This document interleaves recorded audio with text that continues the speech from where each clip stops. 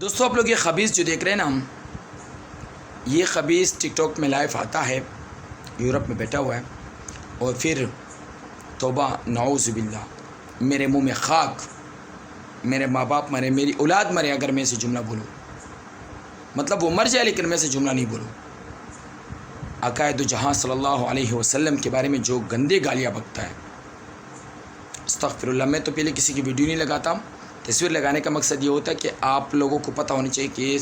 اس شخص کے بارے میں اگر آپ لوگ دیکھ بھی سکیں، سرچ بھی کر لیں تو آپ کو پتہ چل جائے، اس لیے میں نے اس خبیث کی تصویر لگائی ہے۔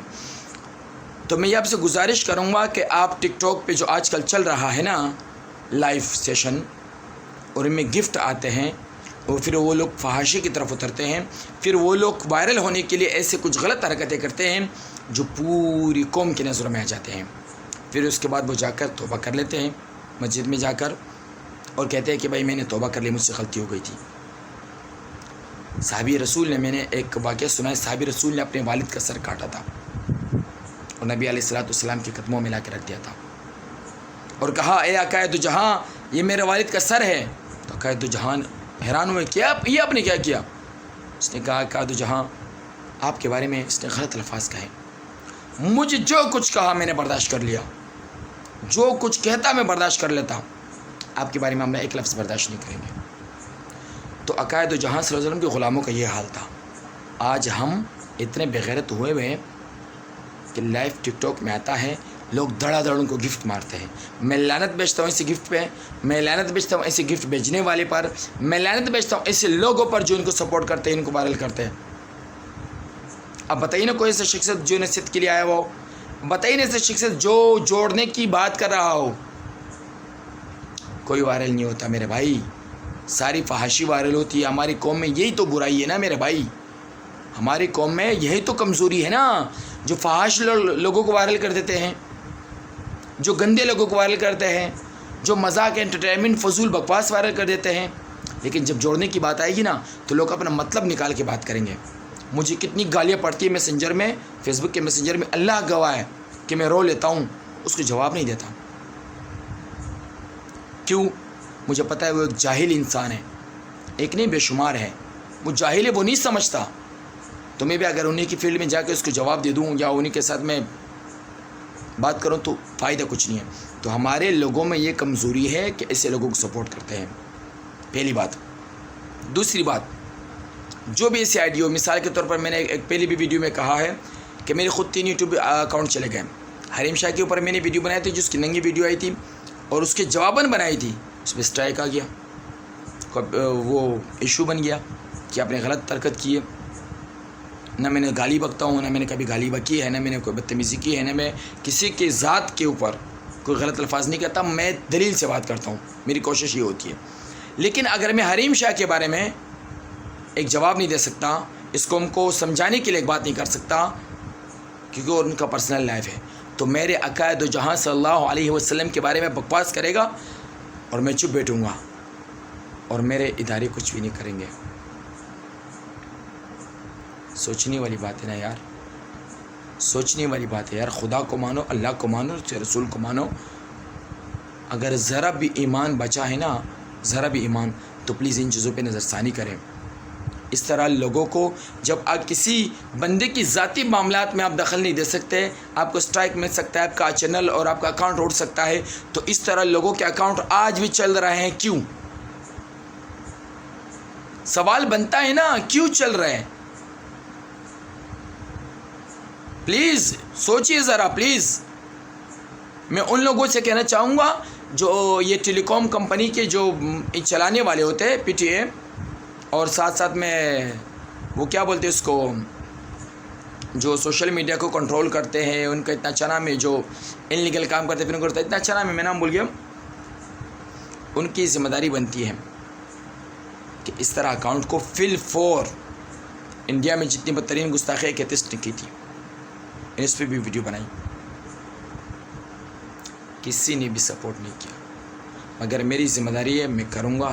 میری آواز بنتی ہے، میں بولوں گا جتنا میرے بس سے بنتا ہے، میں اپنے حق کے حساب سے جتنا میری حیثیت ہے، جتنی میری باتیں میں کروں گا۔ لیکن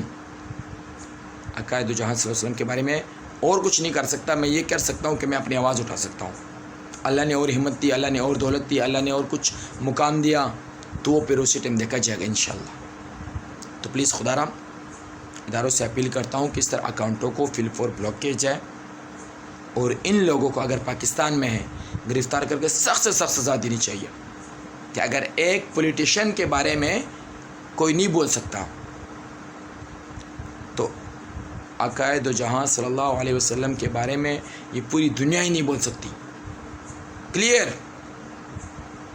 لوگ کہتے ہیں نا ریڈ لائن، باڑ میں جائے ریڈ لائن، بہت ساری دنیا کے ریڈ لائن ہیں،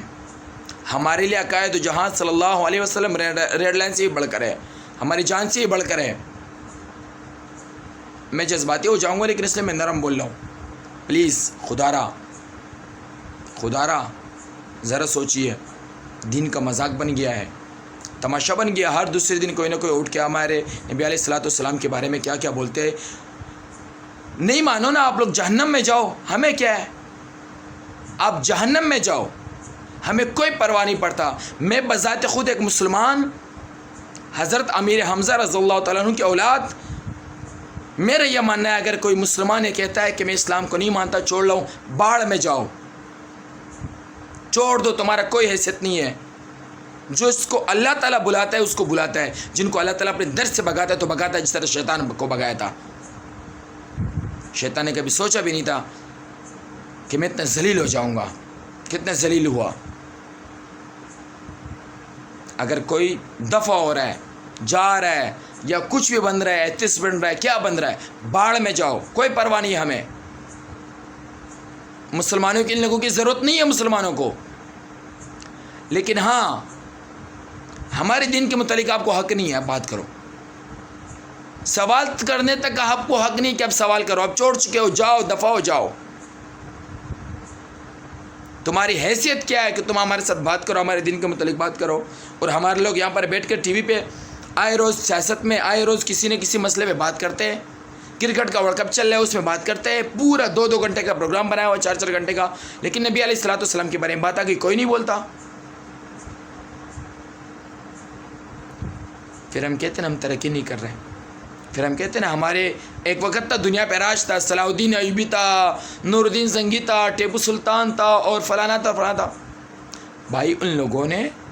قربانی دی ہے، تو پلیز آپ اور کچھ نہیں کر سکتے، اس طرح اکاؤنٹوں کو بینڈ کیا جائے اور ان کے بارے میں کوئی مستقل اقدامات کیے جائیں۔ خدا را میں اور کچھ نہیں کہہ سکتا، کیونکہ میں جذبات میں آ کے فائدہ ہی نہیں ہے، صرف ویڈیو بنانے میں جذبات میں آ کے کوئی فائدہ نہیں ہے، میں صرف سمجھانے کے لیے بول رہا ہوں۔ خدا را اس طرح چیزوں کو روکا جائے، اگر پاکستان میں ہے تو فوراً گرفتار ہونی چاہیے،